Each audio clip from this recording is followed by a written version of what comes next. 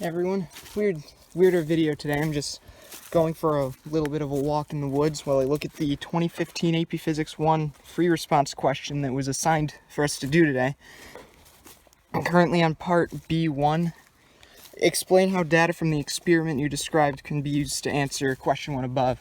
So basically what this is talking about is you've got a battery and you've got a light bulb that's in series with a resistor, and students are setting up a lab to try to figure out whether or not current and voltage are used up. So I said use a couple of ammeters to determine the current before and after, and then use a voltmeter to determine the potential difference across the light bulb. She's asking me to explain how the data that I get can be used to answer the question. In 1 second, do fewer electrons leave the bulb than enter the bulb? So what I think the answer to that is the ammeter reading before and the ammeter reading after. If they're the same, then there's no change in current. If they're different, then there is a change in current going through the light bulb, and you have a broken circuit, because current is supposed to be conserved, apparently. Alright, so let's look at part 2 here. Explain how data from the experiment you described can be used to answer question 2 above. Does the electric potential energy of electrons change while inside the bulb? Alright, so what you need to do here is take your voltmeter and set it up across the light bulb, one of the ends on one side and then the other end on the other side. And whatever reading it gives you is going to be the potential difference used up by said light bulb. So that's how you use that. The voltmeter reading is the potential difference used up by the light bulb. Right, now on to the third part. A light bulb is non-ohmic if its resistance changes as a function of current. Okay, that's kind of neat.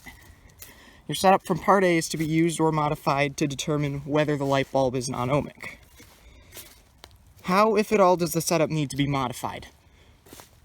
Oh, this is a good one, actually. Alright, so what I would do is I'd keep the... I would keep the setup the same, I think. I don't really remember exactly what's used to measure resistance, but you should be able to calculate it. Oh wait, non-ohmic, meaning non-Ohm's law. Alright, well let's see. What additional data, if any, would need to be collected? Okay, so what you'd need to do to the setup is you'd need to run it a couple of times and determine the potential difference across the battery and then the... Is there something that measures resistance? Alright, well what I would do is I'd adjust the power source, I would change it, and then from there I'd say, alright, we've got this current going through and we've got this potential difference going through. If we know delta V is equal to IR, we know I is equal to delta V over R. That means R is delta V over I, yeah. R is delta V over I. So for a higher power source, is potential difference over current the same? If so, then it is ohmic. If not, then it is a non-ohmic resistor. I believe that's what I would do. Yeah, we'll figure out in a couple of minutes when I check online and see what the answer actually is. My teacher posted a video because once again our school transitioned to online learning, which is actually quite interesting. We're in day 2 of that now. Yeah, so that's it. Actually, you know what? Just for fun, let's look at part 1 again. So describe an experimental procedure that could be used to answer questions 1 and 2 above. Question 1 was, in 1 second, do fewer electrons leave the bulb than enter the bulb? And then part 2 is, does the electric potential energy of electrons change while inside the bulb?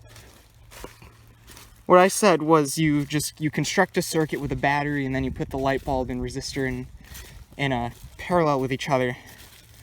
And then what you do is you put an ammeter before the light bulb and an ammeter after the light bulb. That'll measure the current going in and the current going out. And then you put a voltmeter across the light bulb. Yeah, so that is the 2015 AP Physics 1 free response question number 2. Just sort of in the middle of it because I felt like going for a walk in the woods. Yeah. All right. Well, everybody, have a good rest of your day, and I'll see you in the next one.